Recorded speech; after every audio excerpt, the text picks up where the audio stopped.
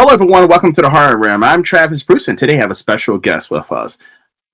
Our guest today, he is an author, and he has a new book that the pre-order is going to be launching on July 2nd, and it's called The Headlines, True Crimes and Legends.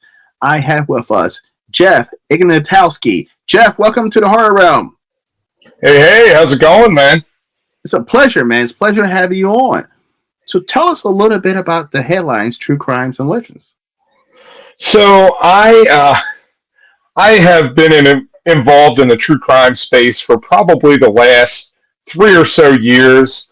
I created Killers the card game, and so out of that has come a bunch of different things for me, and one of them is this book now. So it's actually one volume in three. So there's 3 volumes of this book.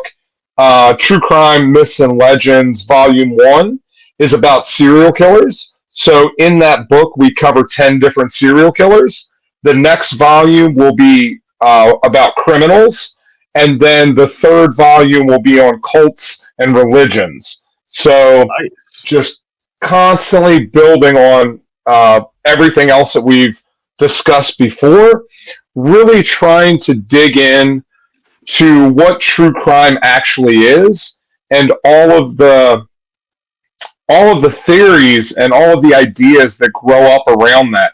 Because when you look at history, when you have people that do monumental things within our society, all of these ideas and cultural mythology ends up cropping up. Now, some of those things are true, some of those things are false, and some of those things are just word of mouth that people repeat over and over and over again that become fact for some people. And so sifting through all of that and trying to understand what is actually true about these figureheads, positive or negative, is fascinating. And often those things really change the way that we relate to society and the way that we relate to other people. Especially in the case of murderers, right? Or and not even just murderers, but going into talking about like political figures, right? Whether they're despots or like really bad leaders. I can't think of the word that I'm trying to think of right now, but you get the idea. Dictators. Yes, dictators. That was it. Good. Yes. But those types of people, there are all kinds of myths and legends that rise because they're so polarizing within our culture. And so I really wanted to dig into that and cover all that stuff because I think it's fascinating. I do as well. Like, I mean, growing up, my original career path, I wanted to be a forensics profiler or a homicide detective. So one of the things I did, I read up a lot of autobiographies and stories about serial killers, and like you talking about cults and just the getting into the mindset of these individuals. And I went into a different profession, but like it's something that always originated to me. And one of the things that came up with most criminals, most serial killers, most cult leaders are huge narcissists. Oh, for sure. So, really to be in that position, right, to lead other people and to, really get other people onto your side and control those other people, you have to be inherently narcissistic, right? Yes. You have to believe in yourself and believe that you are the best and believe that everything that you say is above reproach, or people aren't going to follow you, right? Because people follow other people that they find confidence in, people that they find are strong, because most people are not that way, right? Most of us really struggle with certain things, and we're looking for those things. We're looking to fill those voids in our lives. And then we kind of grab onto these people that can fill that void that we have, and they can give us the strength that we're seeking. And they find that in cult leaders a lot of times because those cult leaders portray that strength. Whether they have it or not, they believe that they do. They believe that they have the truth. They believe that they have the only way. And people grab onto that strength and they'll follow them to the ends of the earth sometimes to get what they need. Now, they will suffer all kinds of abuse, all kinds of mistreatment, just because they want that strength. They want to be with somebody that they feel like is right, that they feel like has all the answers and can provide that. Now, often they will use all kinds of different techniques. A lot of times they use love bombing, right? They love you and love you and love you and tell you that, everything is going to be great, that we're going to live out this incredible life and this existence. We're going to live in a community that has no crime, that loves everyone, that shares everything. And people inherently want that. We want to live in a society that has peace and that has, all of those things. But often that's not realistic. And what we find is those people that are doing that often are doing that just to gain control. They're trying to get control over your life, and then they start restricting you. Then you can only be part of the group. Then you can only associate with members of the group. Then you have to only eat. You only have to live in a certain place. And they take away all of those things, and then you're stuck. Then you can't leave, because if you leave, you lose everything you know. So it's a crazy, crazy game that they play that really gets people really in the middle of it all, and they end up feeling like they have nothing without the group and without this leader, whoever that leader is. It's amazing. It's fascinating, the psychology that goes into that and how naturally some people fall into it, right? That they don't have to study for long to figure out how to control those people. And some of them are very much born with that kind of magnetic personality that really brings people in. And I won't pretend that I haven't been accused of that a time or two. So like my background is in marketing and sales, right? And like one of the things, which is a credible statistic, is that, and it's a true stat, that people are more likely to trust, buy, and follow attractive people. And majority of cult leaders, majority of serial killers, believe it or not, are extremely attractive men. Yeah. I think sometimes that's helpful. You certainly notice that with like Bundy. People feel that way about Jeffrey Dahmer, right? People feel that way about Richard Ramirez. But then Charles Manson, which I don't get. I mean, I get it. In the 60s, like the hippie kind of guy was the thing. So maybe back then, but now, like the scraggly-haired guy that's like living on the street playing his guitar, I wouldn't look at twice. Not that I look at men all the time, but if I was looking, he would not be somebody I'd be interested in. Yeah. Right. So, but on the flip side of that, you have guys like David Berg, who was a cult leader. Right. He led the Children of God. He ended up, now it's called the Family International. They're still active.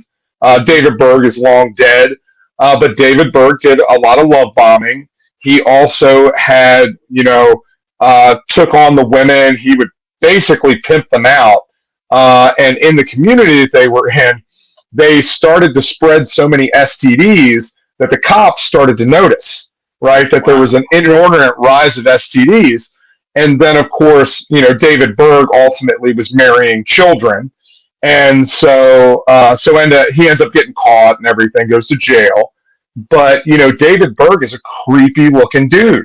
He looks like a creepy old monk, right? But he has this personality where he's loving everybody. And it's the same thing. Look at Marshall Applewhite. Yeah. Like, who the hell would follow that guy? The dude cried every time he was on camera. He just bawls his eyes out. He wants you to cut off your wang to be part of the group, right? So it's like, who follows these people? on top of that, so I'll tell you a funny story about this specific thing. I was at a convention this weekend, right? And somebody made the mistake of saying, Jeff, as an icebreaker, why don't you do a true crime fun fact on the spot? So I did. I gave him one, and I said, hey, how many kids are in the room right now? And like two people raised their hand, and they were teenagers. I was like, y'all are all right. So, true crime fun fact. Jim Jones, when he wanted to keep the men in the church, he would sodomize them and tell them that they were gay, even though they weren't, and that he was not gay, but they were, and he needed to give that to them because that's what they needed. And he would use that to keep them there. Now, I don't know about you, but I know for me, if some guy approached me with that same deal, I would say, brother, me and my family are out. Exactly. You could go somewhere else with that load of shit, because that is not happening. So it just amazes me that people are willing to go through that kind of trauma because they believe in somebody that much. And they believed in Jim Jones. Now, Jim Jones was an attractive guy during the time. Later on, he becomes like a coked out pill guy, right? He's like taking pills all the time, snorting coke, and is like completely out of his mind and totally renounces the church. All of a sudden, Jesus is not good enough anymore, and he doesn't believe the Bible. But he's going to take everybody to Guyana, and we're all going to live down there in this happy commune that he was like keeping everybody in a prison camp. It's crazy, crazy stuff. But because listen, when I hear stuff like that, I think to myself like, yeah, I'm more likely to. My guard is usually down when an attractive man or woman is in my presence talking to me, and there's something psychologically in our brain that tells us. Because you hear it all the time. You see a creepy guy walking down the street. Oh, he looks like a serial killer. Oh, he looks like a rapist or something. But like, majority of serial killers and rapists don't look like serial killers and rapists. Yeah, yeah. You know, it's interesting that even the ones that do, like for example, Joseph James D'Angelo, right? The Golden State Killer. Yes. This guy is, and of course he probably didn't always look like this, but when he was caught, he was a tall, heavy-set, creepy-looking dude that when you know anything about the story, he would break into their houses while they were asleep. He would walk into the bedroom. He would take off all his clothes, right? So he's naked, standing in the doorframe, scraping it with a knife to wake you up. So, like, that guy, nightmare fuel. Like, that is the thing that scares me. Like, if I woke up in the middle of the night and there's some dude standing at the foot of the bed, like, I'm shitting my pants, and I don't know what I'm doing after that, right? I'm trying to get away, I guess. But, you know, it's interesting because with Killer's the card game, right? I have a compendium of right around 580 killers, right, in the full game. Mm-hmm. And so when you flip through there and you look at all these people, and if you didn't know that they were all killers, and you flip through there, a lot of them you'd be like, oh, that's just the person down the street, right? They look relatively normal.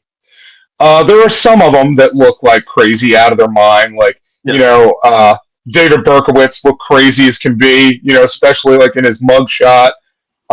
You know, who is it? There's a court photo that I used of Donald Harvey, and he's another one, looks super crazy, like his eyes are like bugging out of his head. So, you know, it is true that you really can't judge a book by its cover. You never know what other people are thinking, what other people have done in the past, what they're going to do in the future.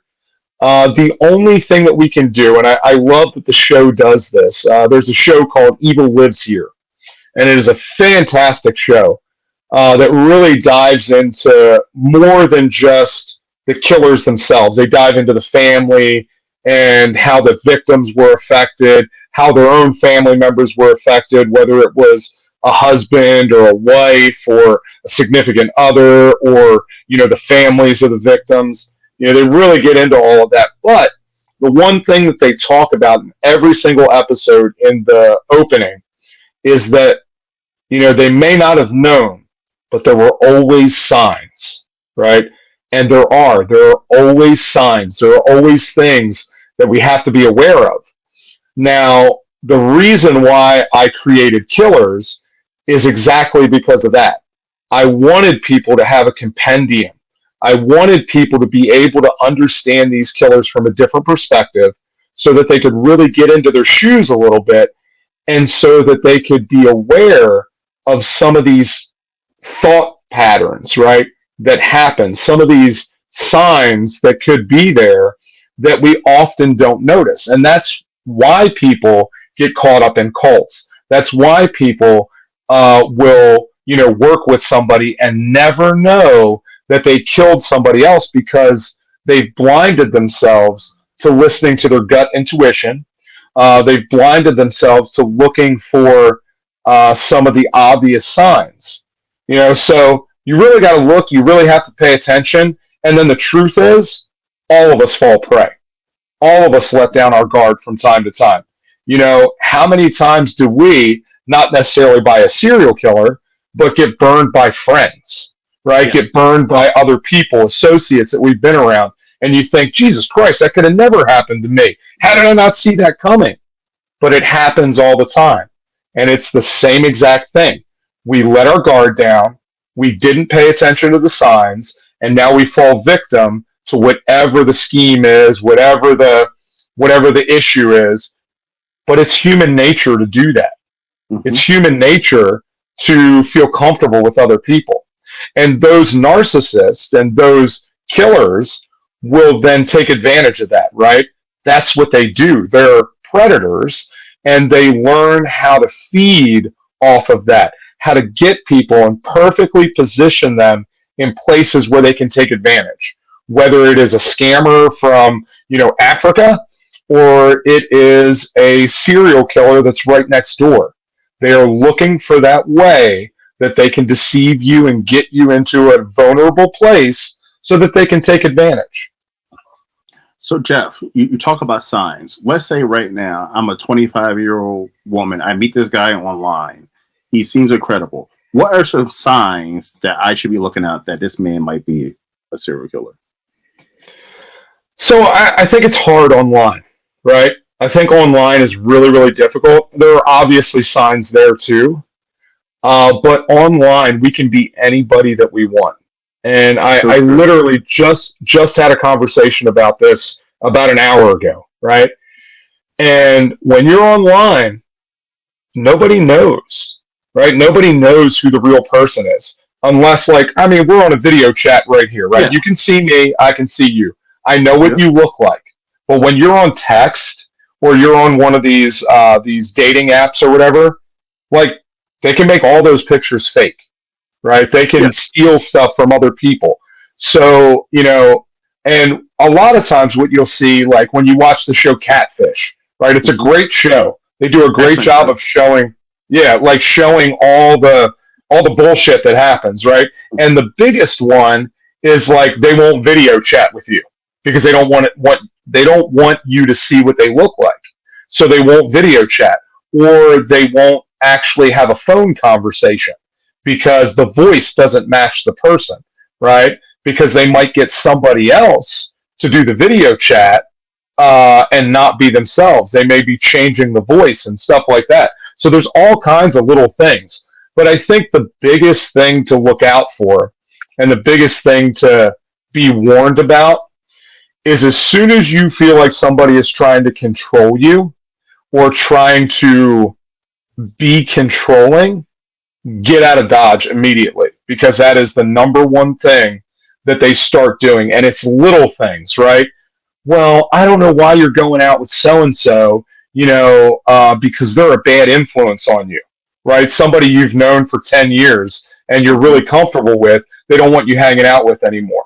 And that never goes well later on, right? That is the start of then later on becoming, I don't want you to see anybody else at all. You're cheating on me with every man you see or every woman you hang out with.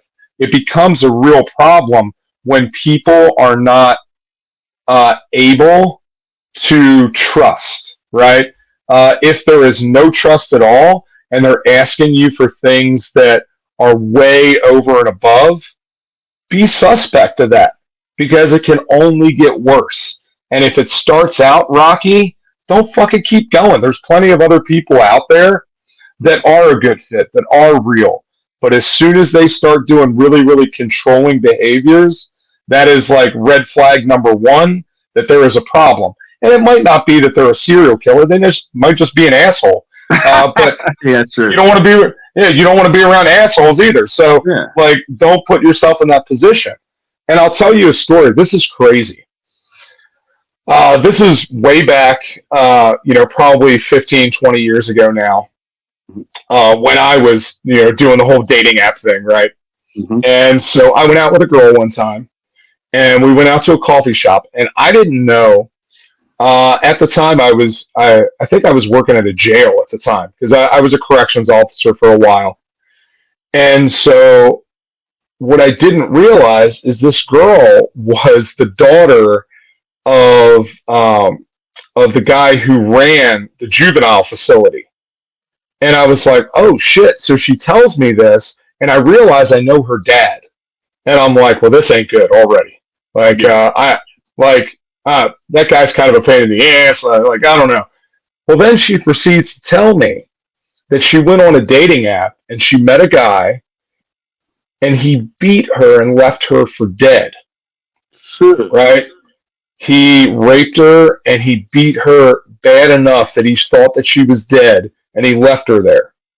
Now, she tells me this while we're out there and we're talking, and I'm thinking to myself, and I wasn't just thinking to myself because I asked her, I said, holy shit, and you're still out here doing this?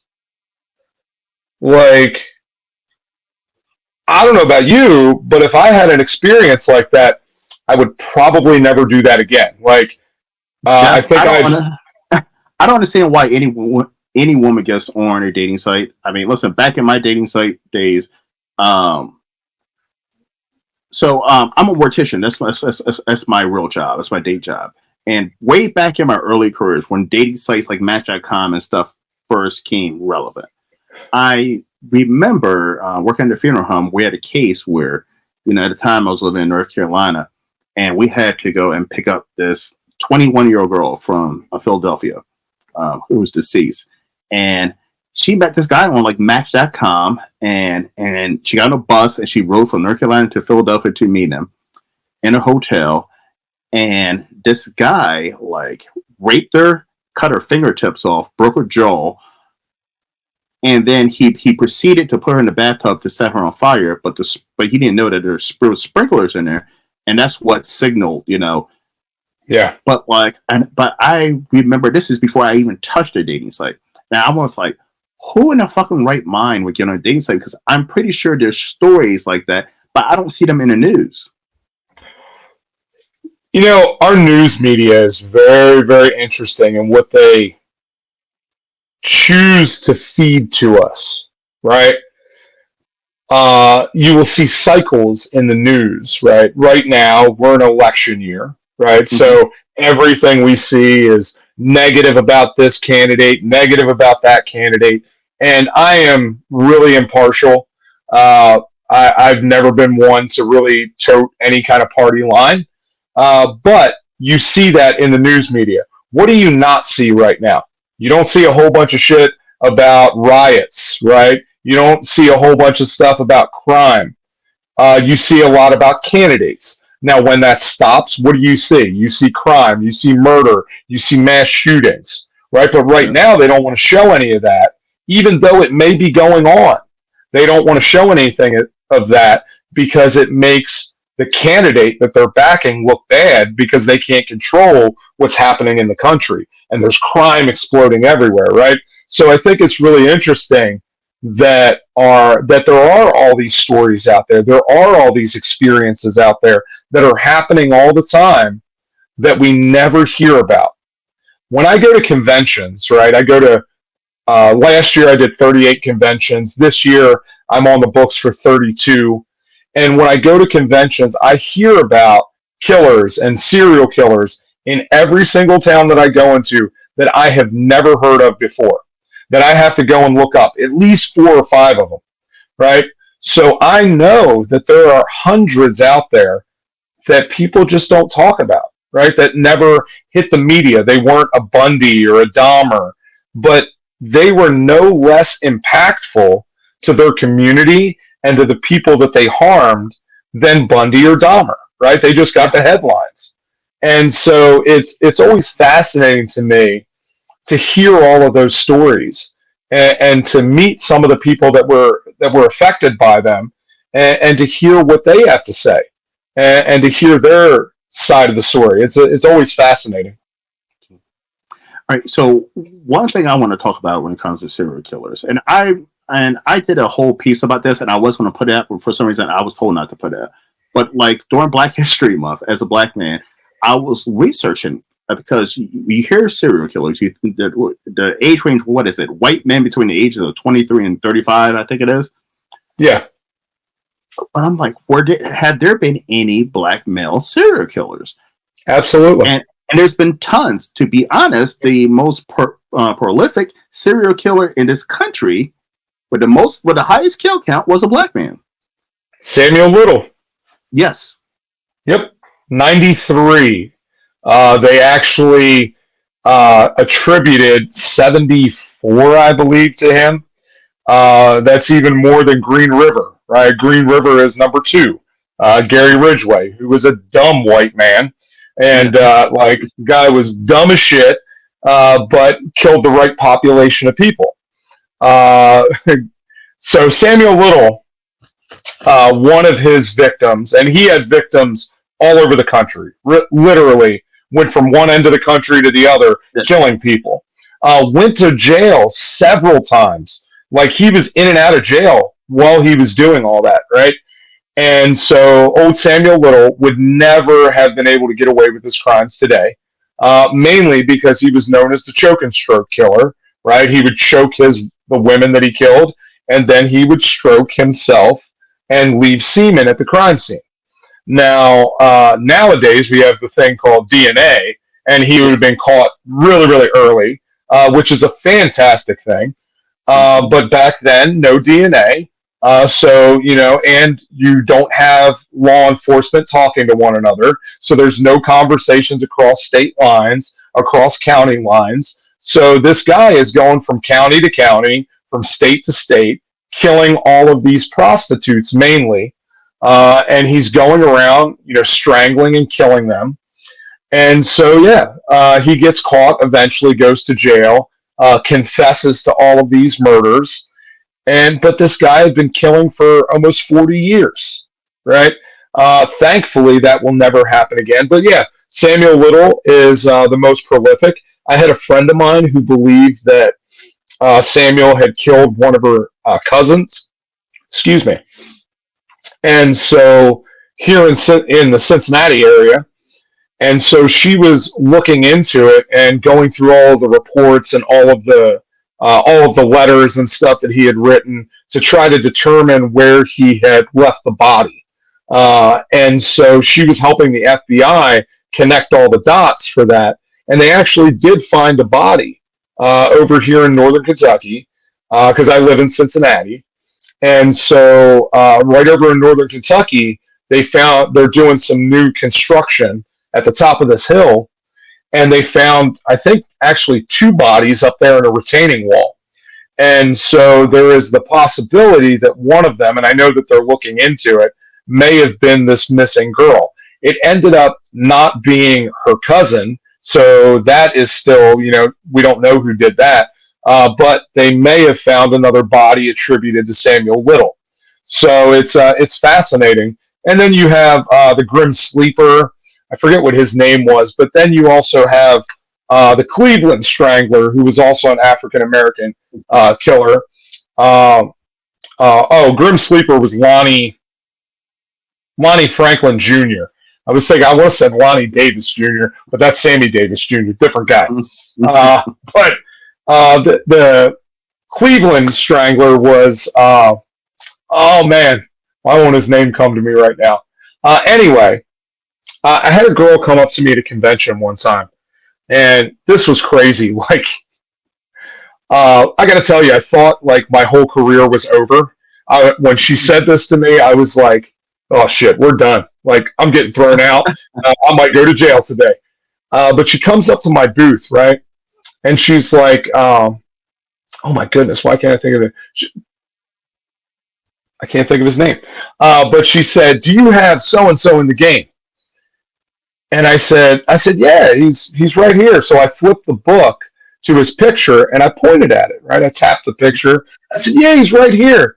And she taps it and she looks at me and she says, "Oh my goodness, I gotta find him because it's gonna kill me if I can't remember his name." I have all the cards sitting in front of me too because I do a show on YouTube called 5 Minute Murder. So I pick one out every week and I talk about them for 5 minutes, and it usually turns into like 10 minutes because if you couldn't tell, I can't shut up anyway. So I love it, man. I love it. So anyway, let me find him real quick. He's got to be in this pile because I've been waiting to talk about him.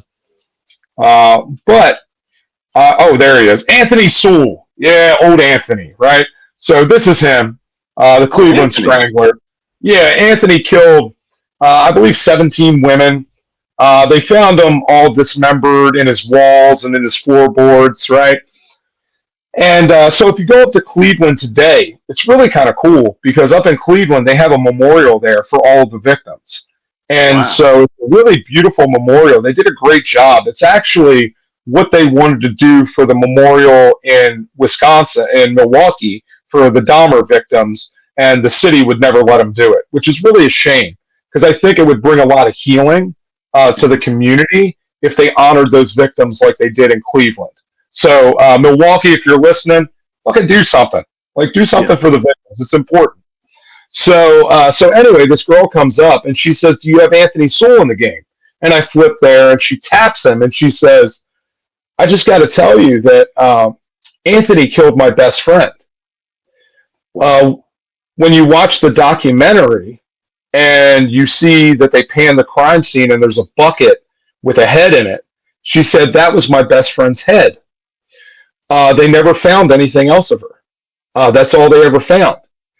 And as I stood there and she told me that, I thought to myself, I said, "Oh shit, here it is. I'm done. Like, business is over. I'm finished." And she looked at me and she was like, "I love this game." She bought a unit and absolutely loves it. And I was like, I realized in that moment that the people that understand the importance and they understand what I'm doing. And that it has never been about anything about glorifying any of these killers. It has never been about shaming any of the victims. It has always been about telling the stories. And the stories of these killers is vitally important if we are ever to get to a place where we can stop some of this.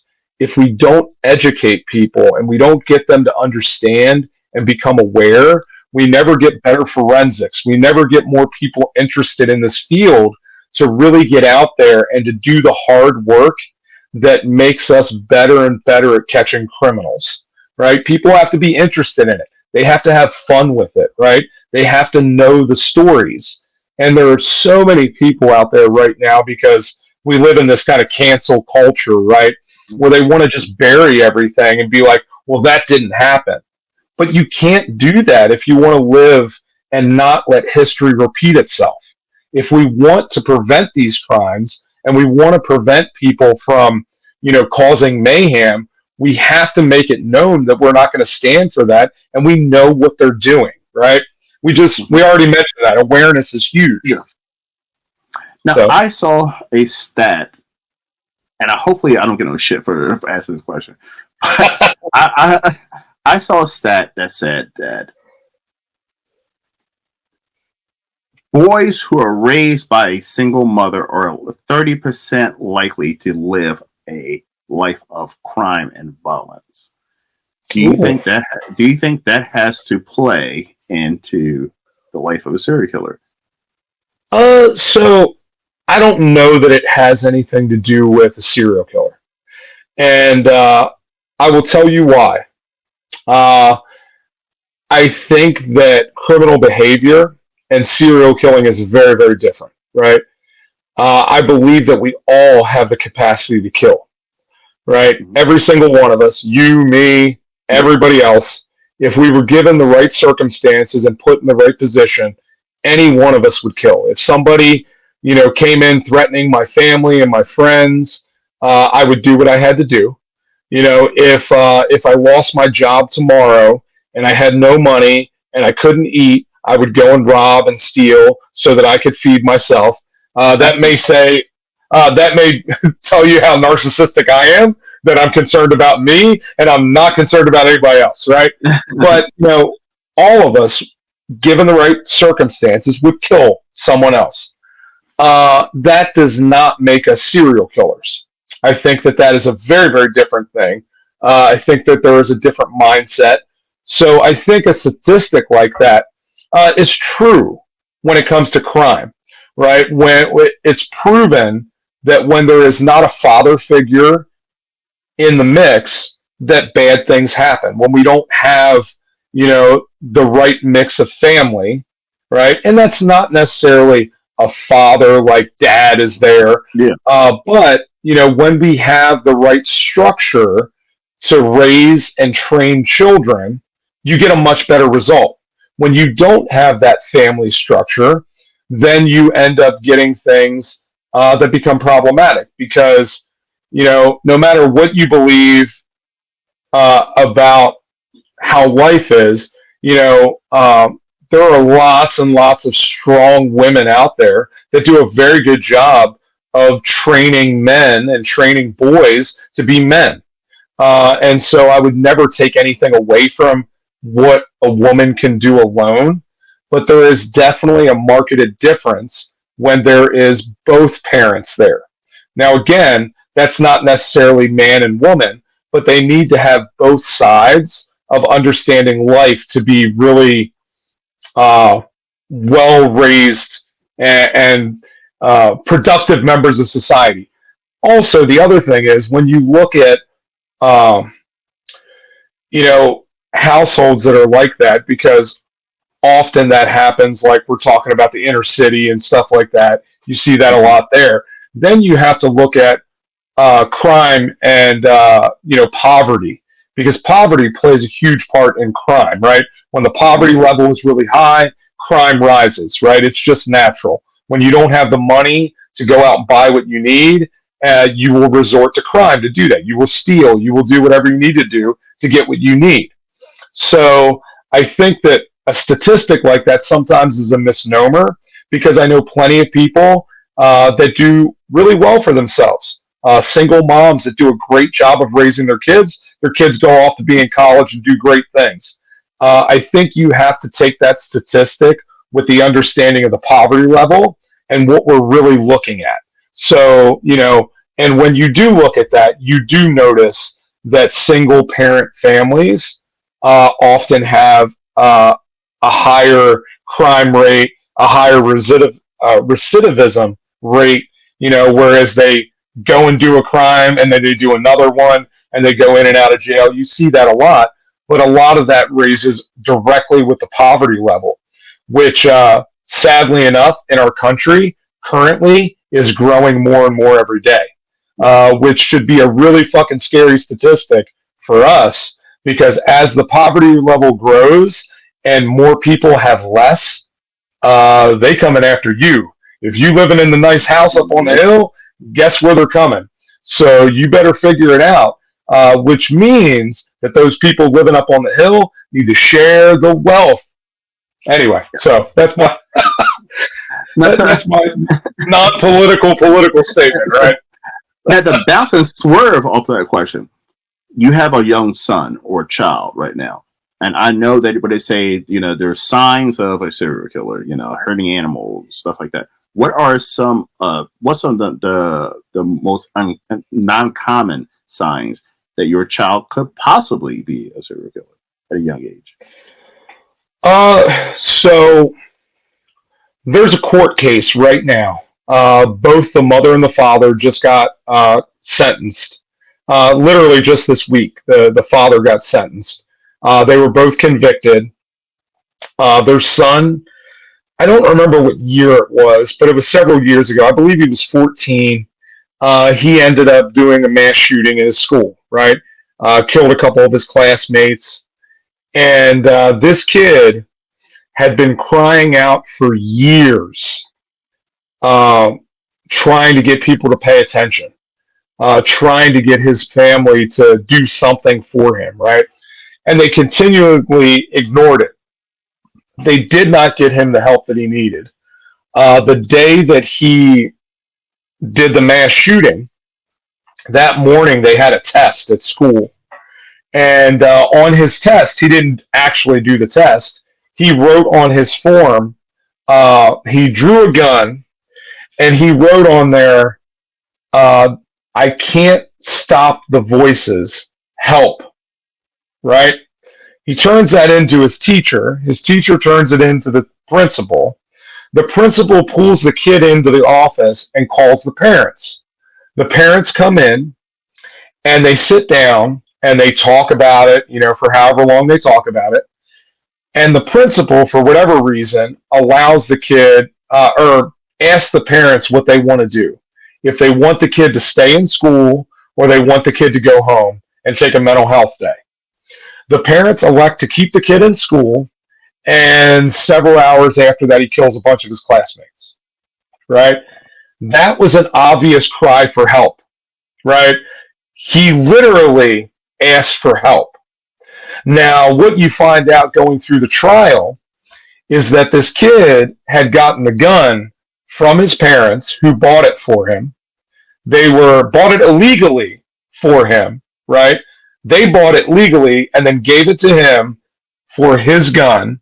They were taking him to the gun range to teach him how to shoot. And so he had gotten in trouble several weeks previous to that because he was showing off pictures of the gun to his friends and to the other kids in school. I don't know if it was necessarily his friends, but he was showing it off.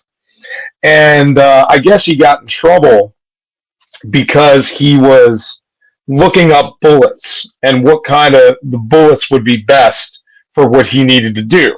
And he was looking it up, I think, on his phone or something, and a teacher happened to see him. And so he got in trouble, got his phone taken away.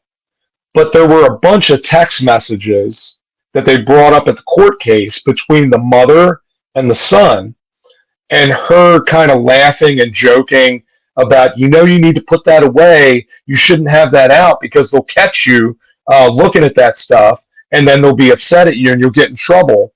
Not once telling him, hey, maybe you shouldn't be looking up that stuff at all. Like, why are you doing that? Right? She would instead be joking with him about shooting and about shooting people and about getting this person or that person, which is why they got convicted, right? And they are now in jail, which was a huge, huge court case. And people are really like up in arms about it because now they're like, well, if my kid goes out and shoots somebody, you're going to charge me and throw me in jail. Well, that's not the truth, right? Those parents are complicit in what that kid did. They not only gave him the means, they gave him the weapon, they gave him the opportunity. They did not put him in counseling like he should have been, right? That kid was crying out for a long time before that, needing help and acting out long before that, and they did absolutely nothing. And instead, they encouraged it. Now, that makes you complicit. If you didn't know and the kid is hiding it from you, that's a very different story, right? Mm-hmm. You can't know what you don't know. But, we live in a society where often the TV and the video games are what are raising our children. Correct. It's a scary, scary time when mom and dad don't know what's going on with their own kids. They don't know who their friends are. They don't know who they hang out with. They don't know who they associate with online. That shit is scary because they could be associating with anybody. There could be anybody online that is instructing your kid to do whatever. And if you're not paying attention, they could go out and shoot a bunch of people or go rob somebody or do something really terrible that is going to affect the rest of their lives. So as parents, we need to be involved. We need to understand all of those things. We can't take a back seat and allow the school and allow, whatever else to raise our kids. And so, maybe this court case is a blessing in disguise to kick some people in the ass to take responsibility for what they should be taking responsibility for and really parenting their kids. But I am shocked. So listen, I'm 41, and I'm gonna bounce up on that real quick. I'm 41, and my parents were super overprotective when I was a kid. I think maybe to the extreme. They knew exactly where I was. I mean, all the way up until I was 18, they knew exactly where I was at all times. They didn't trust where I said I was going to be, which is smart. You're not supposed to trust your child, right? Trust them, but somewhat, But I was shocked on how many parents were just so trustworthy of where their kids were going, who they were going out with, and I would sit back and be like, "Oh my God, you're going over to this grown man's house at 15 years old? Well, your parents don't know, and this and that." And it's like, well, I told my parents I'm going over to Cindy's house. I'm like, what? And I'm just shocked on how much parents trust their kids. Yeah. And I don't know that it's trust as much as it's neglect. Right? It's neglect. It is just that they don't. Most of us as adults are so involved in what we're doing and trying to go out and work a job. And this is really the difficult thing in our society, right? We got to work, 8, 10, 12 hours a day. We got to work 5, 6 days a week. Sometimes we've got to work 2 or 3 jobs, right? Both parents in the household are now working. And so, it becomes really, really difficult to then govern the little people that are living in the house with you when all you're doing is being focused on, holy shit, we got to pay all the bills. Like the fucking mortgage is due. My car payment is due. Like, what are we going to do? We don't even have enough money to buy food this week. So we live in a society that has all of this pressure. And it's showing, right, in the crime that happens. It's showing in the way that our children react because, Lord of the Flies is a legit thing, right? When people and children are left to their own devices, they're going to do some crazy shit. And so we see that in our society. For example, in Cincinnati right now, just last week, they had 300 young people robbing and beating up people downtown, right? Right? A gang. They had cops out there trying to stop it, and they couldn't stop it because there were so many of them that were banding together. That shit is crazy. What is going on that we're allowing people to do that? And why is there no measures of correction? And so it's really difficult thing because our society has gone so far one way, and there's a lot of different factors in play there. Some of it is that we don't allow parents to parent. And so now we're looking at 20 years of smacking parents on the hand and saying, you can't do that. You can't talk to your kids this way. You can't discipline them this way. And then we wonder why parents are really hands off now. Right? Yeah. And they're like, well, shit, I can't do anything because they're going to come and arrest me. They're going to throw me in jail for all of this. So it becomes a very, very vicious cycle. And I don't think that there are any easy answers. I think that it is a challenging society that we live in that has made a lot of mistakes, and we're paying for them. I think that, at some point the pendulum has to swing the other way, and maybe we'll get a grip on it and a handle. But I think it's going to be a long road before we get there. And I think every generation says this, but every generation is fearful for the next generation to rise up and to now take the mantle, right? And now I'm getting to that place. Like, my son is 18, right? He's technically an adult. He is not an adult, believe me. But technically, in the eyes of the law, he's an adult. So it's like, this is the kid that I now have to trust and entrust with my future. That is the new generation. And I'm like, oh shit. I don't know how much I have trust in that. But I think every generation does that, right? In the 60s, they were like, these goddamn hippies. Well, those hippies grew up, and those hippies figured it out, and they are now the heads of society. Now we've got kids that grew up with computers and everything else that are learning stuff far above what I can understand and are taking the mantle. So I think ultimately we'll be fine, but we have to be aware of all the things. And to circle back around to the original question, I think that serial killers, my buddy Steve Gianangelo is the one that literally wrote the book on the psychology of the serial murderer. And so I think that there are a bunch of different things that make up a serial killer. And so one of them is, they're born that way, right? They may have some kind of chemical imbalance. They may have some kind of disorder. They may be schizophrenic or whatever that they grew up with. That they got that because they are them, right? Whether that was passed down from family members or whether they just have it. So one is biologic. There is also environmental things that happen, right? So, you're in an abusive household, you're neglected, somebody sexually abused you, right? So all of those things factor in to what make up a person who they are. But none of those things alone will make somebody a serial killer. I think that there is a very important third thing, that there is a trigger that happens, right? You wind somebody up super tight, and then you pull the trigger, and there's bound to be some kind of explosion, right? It's just the way that it happens. And you see it with, like, a very good example of that is Eileen Wuornos, right?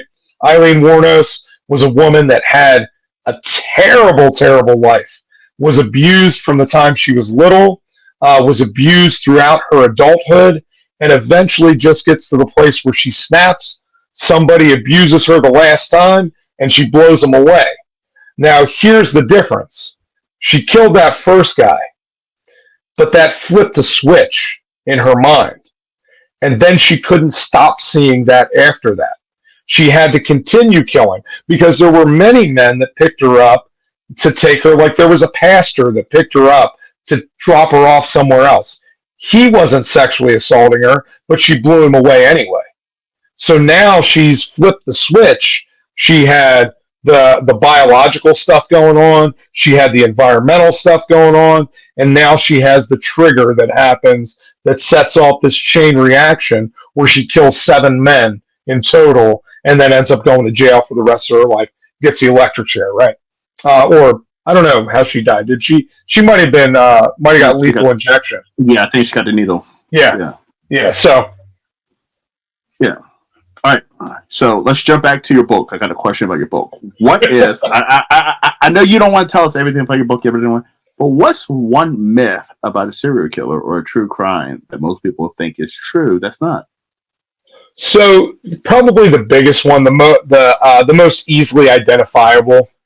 A lot of people know who Ed Gein is, right? Ed Gein is kind of the inspiration for a lot of movies and everything.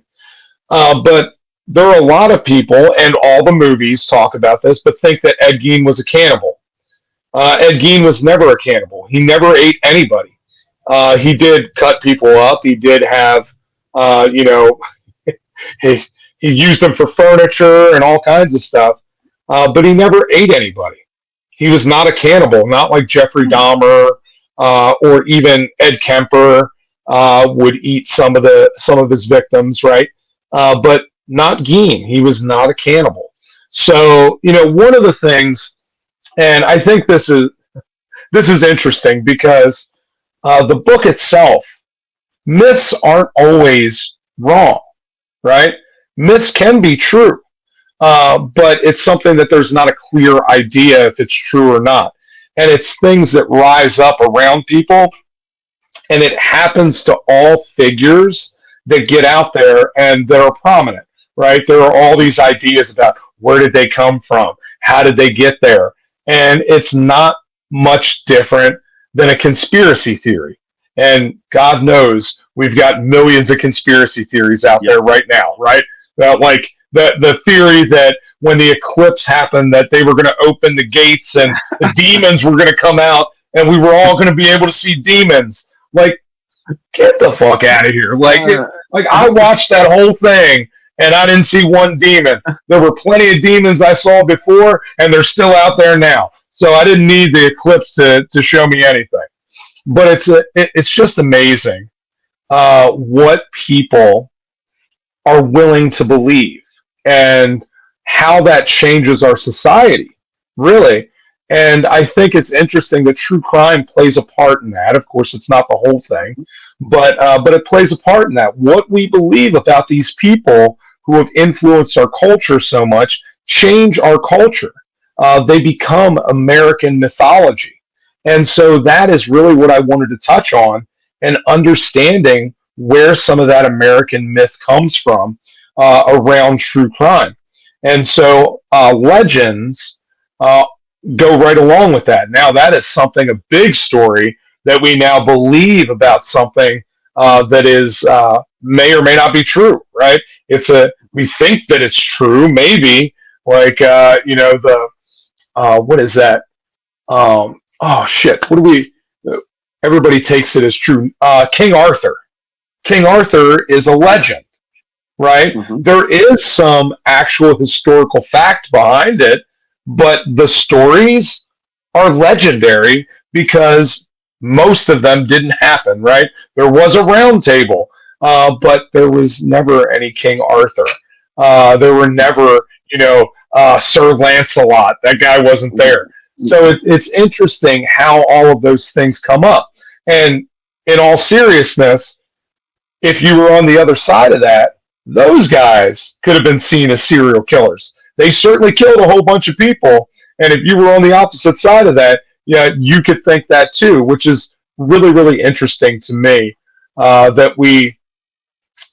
History is funny, right? And they talk about this all the time.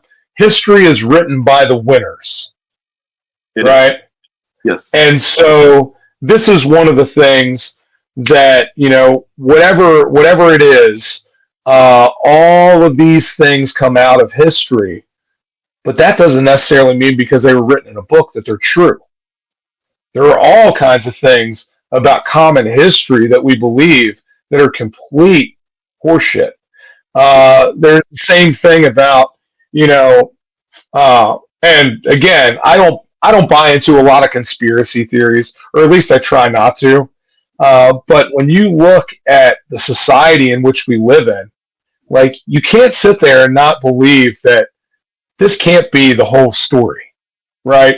There's got to be more going on than we know about. Yeah. So, I can see why conspiracy is such a big thing to people that are looking at every rabbit hole all over the place, trying to connect the dots, because it's obvious that there's more than meets the eye. But I don't think that any one person has all the answers and they got it right. If they did, I guess QAnon would have been, Q would have had it all, right? Yes. And clearly he didn't. So. All right, so one last question. So I live in Baltimore, Maryland. So I just randomly picked up, a serial killer that I did not know anything about. And he is from Baltimore, Maryland. And I'm going to see if you know anything about him. His name is Joe Metheny. Oh, yeah. Oh, Joe, selling the hot dogs. Tell us a little bit about Joe Metheny in Baltimore, Maryland. So old Joe is a giant man. Really, really big dude. I think Joe is like 450 pounds or something. He's a big dude. And I'm not super familiar with the story, but some of the stuff that I remember, and now I'll be creating my own myths and legends, right? But Joe had a hot dog stand, right? And so he was killing people, and he was taking the meat and grinding it up with pork and everything, and then selling it to people and feeding them all the human remains. And Joe Matheny is interesting because I know some people that knew him, and I'm from Philadelphia myself, so I'm an East Coast guy. My sister currently lives in Baltimore. My dad lives in Baltimore, and I'll be in Baltimore later this year. So we'll have to get together. I'll be there for an oddity show. Okay. I think in I want to say it's in September is when I'll be there, but it's towards the end of the year. But yeah, I'll let you know when I'm in town. Okay. But yeah, so Joe, I knew a couple people that knew him in prison, and they would write to him. And Joe was real famous. He would talk about his murders. He was one of those guys that liked to talk about it. But he was also one of those guys that, like, if you paid for it, he would tell you all kinds of shit. Right. So like they would tell me stories about, Joe was wanting some extra money in his commissary, or he wouldn't, send you anything. And he also did some artwork. Joe Matheny, it was not very good, but he would do some artwork. So, it's a funny story. And oddly enough, Joe hasn't made it into the game yet, but I definitely want to put him into the game. Yeah, I need to put him in the game with some hot dogs. It'd be great. Now, how did he get caught? Do you know? I'm not sure. I don't know. Do you know? I don't know. Okay. Well, let me look it up because I'm curious. I'm curious myself because I've not covered. I just saw the picture of him, and he looks like something straight from a horror movie. I mean, he's a big, fat white guy, bald head, got his tongue out. Like, he looks like something straight from a horror movie. So, there you go. There's Joe Matheny. Yeah. Looks like giant guy. Yeah. He looks like George the Animal Steel, right? Yeah. Big, giant, hairy white dude. Yeah. But yeah, he apparently he made burgers from people and fed them to people. Now, it's funny, Joe Matheny is an older guy, obviously not nearly as big. Got a big gray white beard. But let's see how he got caught, because I'm not sure. So he claimed to kill 13 victims and turned them into patties that he sold to customers in Baltimore. Which is funny because there was a guy, Willie Picton, up in Canada, right? And they had, what was it called? Piggy's Palace Good Time Society, I think is what it was called. But they had a lot of bands and stuff up there. But they had a pig farm up there, and they would grind it up, and they fed like half of Canada human meat from the women. And Willie Picton killed, I think, 75 women and ground them up and put them in the pig food. Yeah, that's a crazy, crazy story. And you want to talk about somebody that's creepy looking? Old Willie Picton is no prize, man. And they said that, like, his pig farm, they were so dirty and he smelled horrendous. Like, it was back in like the 70s, but they would definitely not be passing any USDA.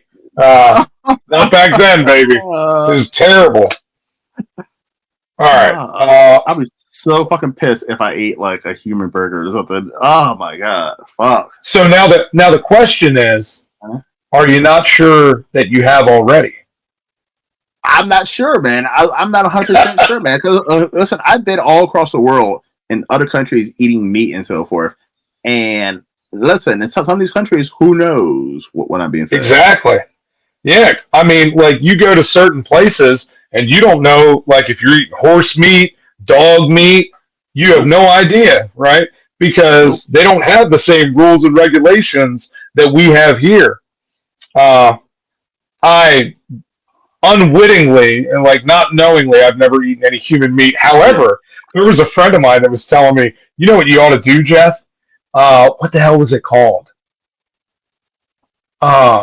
Hoofy? Anyway, there was like a human, like kind of like tofu. It was Hufu, human food, I guess. But like you could make this product that mimicked the taste of human flesh. And so I had considered at one time making a bunch of that up and then selling it at the booth. Oh, like you want a little cannibal treat? Here you go. Here's a little bit of meat. let me know what that tastes like. I'm gonna say, let me know what that tastes like. I'm curious. I have never done it before, but yeah, I think it'd be amazing. Sure. So let's see. Let's see. When did he get caught? Okay, so Matheny asked a friend to help him bury the body of Spicer, which he had been hiding at the factory site since he killed her a month earlier. But the friend reported it to the police. So he got arrested and charged because of that. So this guy goes and says, hey, can you help me hide this body that I left at this place? And they find the body and they arrest him. Oh. So his friend is the one that got him caught. So, I mean, that's good. I'm glad the friend decided to turn him in. Like, you know, typically killers don't ask, right? They don't ask you to help them out. And you would think, like, it's interesting because Joe was a big dude. So, like, toss over his shoulder and just walk away. I mean, yeah, you would think so, but who knows? Maybe he was tired that night, maybe. But Joe should definitely have a movie about him. I mean, is he? I mean, that's a movie. Oh yeah, it's a wild story. You know, it's amazing. Like, you know, they could do a horror movie about that. A guy that big. Yeah, it's crazy. But they could do a horror movie like horror movie directors who I interview all the time on the show. That's a story right there, especially the ones for you guys who are here in the Maryland area. Joe Matheny should be your new horror movie. Like, that's what you should do a horror movie.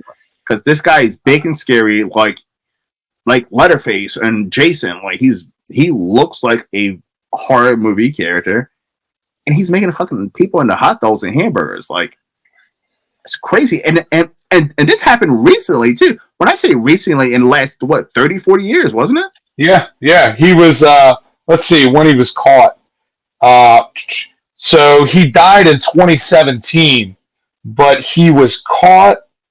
Let's see. He was apprehended in 1996, right? So yeah, not very long ago. You know, comparatively, right? It's only 2024, so you're talking 30 years ago. This isn't Ted Bundy, who was in the 70s. You know, Gacy, who was back in that time. You know, this is somebody that's fairly recent. It's the same thing. Like D'Angelo, I already mentioned him. This big giant guy gets caught in 2018, right? He had been doing it, had maybe over 300 rapes, all these killings, and, you know, he doesn't get caught until 2018. Just now, you got the guy that they caught, over this Gilgo Beach thing, right? That they believe killed at least 4, possibly up to like 12 or 13. So, and this guy just got caught, 6 months ago? You know, and they found... But even our friend Little, like, didn't he get caught like 2012 or something? Yeah, it was not that long ago. When he was arrested the last time.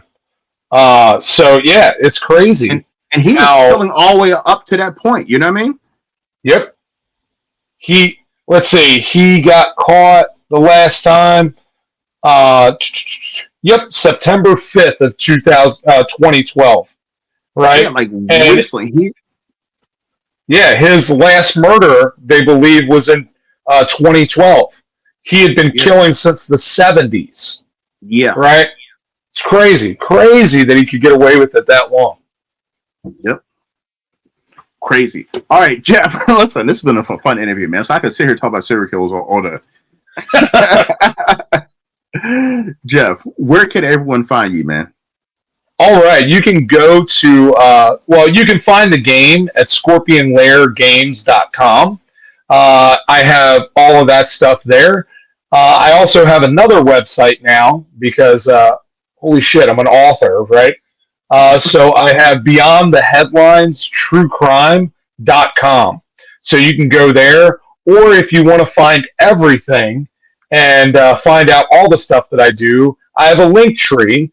And if you do Linktree /Killers TCG, like Killers the card game, right? TCG, it will get you to my Linktree, and that has everything. Then you can go and find like my clothing line that's on there because I have Killers Clothing Company, and you can get T-shirts like this lovely Pogo the Clown that I'm wearing now.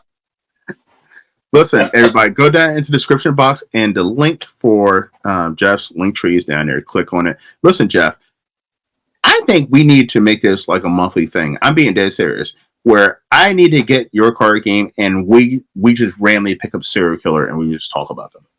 I'm down. That'd be a lot of fun, man. I think it's going to be a thing, like once a month. I'm in. Just let me know when, brother. Awesome, buddy. All right, everyone. Well, go ahead and support Jeff. Like I said, the link is down. His link tree is down in the description box. Everybody, thank you for coming to the Horror Room. I'm Travis Bruce. That's Jeff over there. And we all know about Joe Matheny now.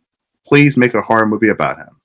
And Jeff, you got to make a card for him. Next time you come in the show, I need a card. I mean, that's a menacing guy. He would look great on one of those cards. Oh, absolutely. Yeah. All right, everyone. Thanks for coming to Horror Room. Have a good one. See you next time. See you guys.